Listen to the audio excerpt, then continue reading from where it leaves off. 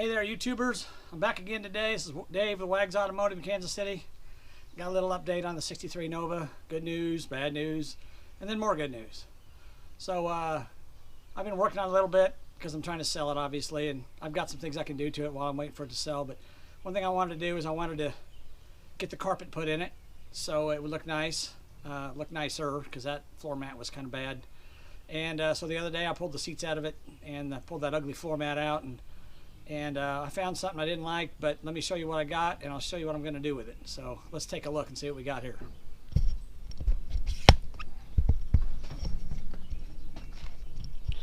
Alright,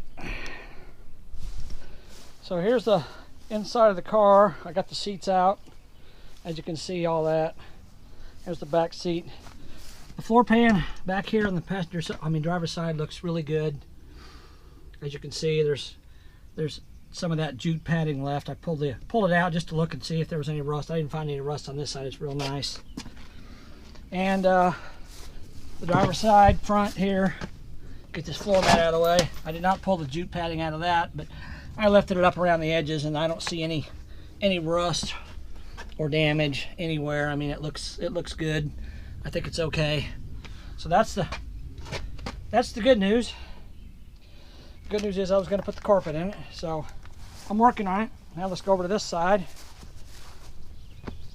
When I got over to the passenger side, things didn't look quite as good. The jute padding is missing over here in the front. As you can see, the jute padding's missing, and it's got a little bit of surface rust, but that's nothing. That's no big deal. I'm going to coat that with some rust killer and it'll be fine. But then when I got back here to the passenger area, I found the floor coated with this stuff here. Real thick, rubbery, goopy crap. I don't even know what it is. And they did a really good job of it. But I didn't like it, and it looked kind of bad to me. And I could see some rust around it. So I pulled it all off the floor. And this is what I got. I got some pretty heavy rust through here. And then I got to here, and of course there's a rust hole. And I got over here, and there's a couple more rust holes. And there's a little one there, not bad. Here's a couple more. So I unintentionally lied and said this thing didn't have any rust in the floor pans. I didn't know it was there because they had covered it up real well, but I'm not the kind of guy to leave this kind of stuff for someone else. So that's the bad news, is that it does have rust in that floor pan. Now here's the other good news. So I was able to find this online on eBay, and I bought it, and I've been working on it for a couple hours now because it was made for this car, but of course it's not going to fit perfectly, so you have to trim it to fit. And as you can see, I've got it looking pretty good there, trimmed up, ready to go in. I got to cut the floor pan out, the old rust, and then I got to mount this thing in there. And I'll show you guys how to mount a floor pan patch panel in like this without having to weld it. I'll make a good strong connection, and I'll seal it all up, and I'll show you guys how I do that. But I'm going to shut the camera off for now. I just wanted to show you the floor and what I was doing. That way, if anybody wants to buy this thing, they can see it and see that I'm being honest. I'm not going to try to play games with anybody. I want it to be a nice car, and unfortunately, I didn't know this rust was here, but I will fix it. And it won't be there when I'm done. It'll still be just exactly like it was when I said. So, I'll get this thing cut out, and I'll turn the camera back on, and I'll show you guys more what I'm doing. Thanks for watching. Hey guys, I'm back here from North Carolina and working on the Camaro, and I'm back on the Nova. I want to show you guys what I did here with this floor pan. So I had to do quite a bit of modifications to it, and this is how you put a floor pan in without welding it. So I hammered it to fit, cut it to fit the floor, and I put screws, self-tapping screws, all the way around on it, as you can see. And even the seat bolts, where the seat bolts down, is going to be on there. And up there, there's actually a heavy-duty bracket under the floor. I'll show that to you. So it's going to have two sets of screws there. And right there's another bracket that goes around the seat belt hole. Over there, that seat belt hole. Right here, where there's no screws, you can see some holes there. There's a bracket underneath. Yeah, I cut my hand nice. So anyhow, that's what it looks like, and I'll show you underneath what I've done. So it's installed, but I got to take it back out, and I'll show you why. Okay, whoops, sorry. So here's that bracket underneath with the holes in it. And as you can see, I've got it fit real well all the way around. Fits real nice and tight. So, but I've got a bracket here that I'm going to bolt to. I've got screws. I don't know how well. Here, let me turn on my light. Maybe that'll help. There we go. I got screws through this bracket, this seatbelt bracket. I got screws through that seatbelt bracket. And then this is that bracket underneath in the front that goes all the way across the pan. So that's really heavy duty mounting there. So I mean, this almost the entire pan is bolting into pretty thick steel, so it's not going to move once I put it in place. But I think it looks really good. It fits really well, as you can see. It fits the floor pan really well. I've made it fit. So it's some work. There's a little spot there in the corner, but I'm pretty happy with it. So I'm going to leave it that way. But here's the trick. Let me show you the trick to making this work and making it a good solid weld, or a good solid installation that's going to make it last a long time without welding, because a lot of people don't have a welder. So if you want to know how to put a floor pan in without welding, I'll show you the trick that I use. Okay, so the trick to making this work is this stuff right here. So this is urethane windshield adhesive. And this stuff, I mean, if you've ever messed with windshields, this stuff, you put it on a windshield and the windshield doesn't leak, and it's really hard to get out. I mean, this is adhesive. It's not just silicone, it's an adhesive, so it's a glue, and it holds really well. So I'm going to run a bead around where the old floor pan is. I'm going to pull this off. I'm going to run a bead where the old floor pan is. I'm going to run a bead around where the new floor pan is. So I'm going to have 2 beads all the way around. And then I'm going to screw it back on and let it dry. And once I do that, it won't move, it won't leak. It'll be a permanent installation. And that's how you are able to install a floor pan without welding. So if you have a floor pan that's rusty, now I wouldn't recommend installing the entire floor pan. You know, I mean, if you had to do the whole thing, that wouldn't work. But if you're just doing a patch panel like this, a small panel, that urethane adhesive works great. It'll hold forever. It won't leak. It won't rust. I'm going to pull this out. I'm going to spray rust killer on all the floor pan just to be sure everything's gone. And then I'm going to install the floor pan with the adhesive. Like I said, 2 beads of silicone, one around the old pan edge and one around the new pan edge, so that it seals. I'm going to cut a little bit, trim a little bit along there and there. I'm going to trim a little bit of the metal off. There's too much, and maybe probably along here too. Trim a little bit. I don't need all that much over the top of those screws, but I'll trim it down a little bit. But I'm going to put a bead around all the way around it.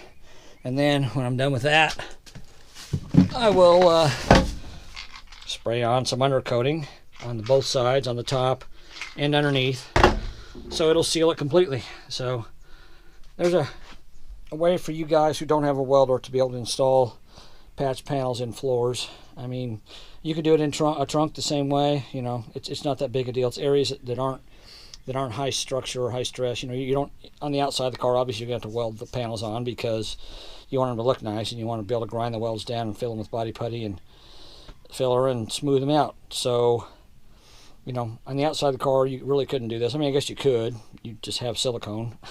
You know, I guess you could trim it off, whatever. You know, rat rod car, right? But this is a nice trick to do. I'll show you when I'm got it installed how it looks, how the finished pan looks before I do any undercoating on it, so you can see how it looks. But anyhow, this is probably going to be the end of my day today. And well, I got to pull the pan off, and I'm going to treat it with rust killer tonight so it dries overnight. And then tomorrow I'll reinstall it with sealer, and I'll show you what it looks like when I'm done. So thanks for watching, and stay tuned for more on this floor pan installation.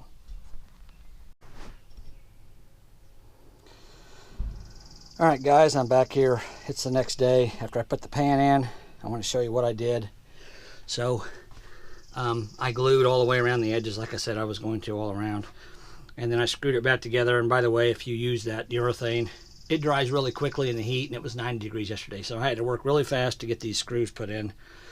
And today I came back, and you can see I cut them all off. There's a big pile of them there. Cut them off with a grinder, so they're cut off flush. You can see where I cut them off all the way around the edge. So they're still there. They're just cut off flush, and they'll continue to hold.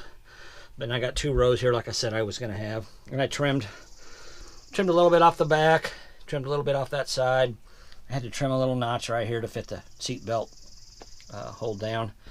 And I'll go underneath and show you what I got under there. I've trimmed off the excess urethane from the top already, but I'll show you what it looks like underneath so you can see how it looked before I trimmed it off. So here's the underneath side. Let me turn on my light. There we go. Here's the underneath side of the floor pan. I'll go around the edge here. You can see I cut off the screws here that came down through that bracket, but you can see all the extra urethane that's come out around the edges, pretty much all the way around. You can see it. There's that bracket that I screwed some screws through. That corner, it came out real good. Looks nice. And I got plenty of extra urethane all the way around the edge.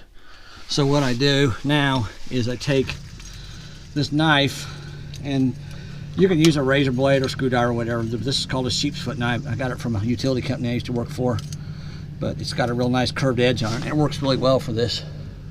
You just go on the edge here and you cut right along the edge of the metal like that, and then you cut that away like that. Oh, I guess it didn't show up very well. Here, I'll do it over here.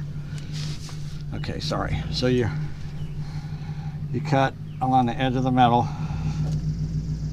like that, and then you come in and cut this way, and then all that stuff just peels right off like that. And you got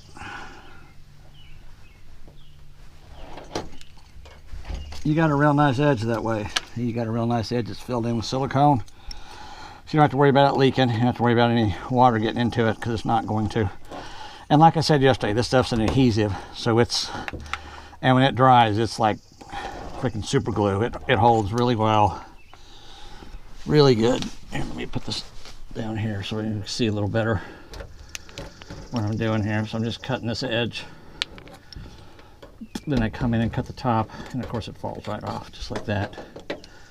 So I'll do that all the way around. And I did go buy a second tube of urethane, because there are some places where it didn't squeeze out along the edge, so I'm going to fill all those in.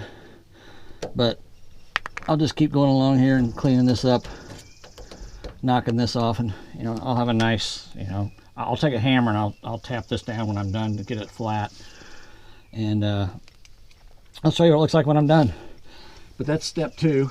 So it's coming along, but I mean, this floor pan is really solid now, so just so you guys can see it. Thanks for watching. Bye. Alright guys, I just finished step 3. I'll show you what I did here. I went around the edge. I'm not sure how well you can see this. Turn on the light.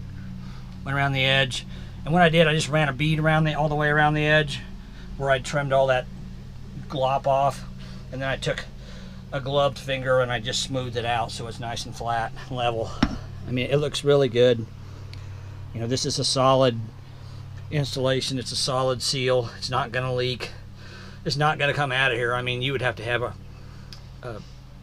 air chisel to get this thing out of here, because it's screwed in and glued in with this high strength adhesive they use on windshields, so it's not going anywhere. And it's not quite as good as a weld, but the thing about welding is when you weld stuff, it tends to rust. This won't rust because I don't have any bare exposed steel except for what's right there where I ground off the screws, but of course I'm going to cover that with sealer. So that's my next step. I cleaned it off with some cleaner, and my next step is to spray it with sealer and let it dry, and then I'm ready to put the carb in and put the car back together.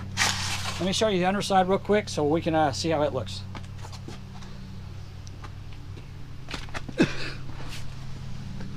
Alright, so here's the underside now. I did the same thing. I just ran a bead along the edge. You can see where I ran it along the edge there, and I got kind of got it gooped up there, but it ain't bad. I'll let it dry and I'll trim some of that off. But I just ran a bead along the edge, and I just used my glove finger. And I will tell you guys, if you do this method of installing panels like this, wear gloves, because this stuff is super sticky and it's super hard to get off. I mean, I had to use gasoline to get it off my fingers. It's really, and it still didn't all come off. So wearing gloves definitely saved me. There's that corner that I was kind of worried about, but I've filled that in pretty well. I mean, I'm going to undercoat this. This whole area will be undercoated and sealed. So, you know, when I'm done with this, it'll be completely sealed and no water can get in it. So it's basically a brand new floor pan. So when I get it done, get it sealed up, I'll make another quick video and show you what it looks like as a finished product before I put the carpet in, and then I'll put the car back together and show you what it looks like with the new carpet. Hopefully you guys like it. So stay tuned. I'll get the rest of it done and I'll show you what I've done. Thanks.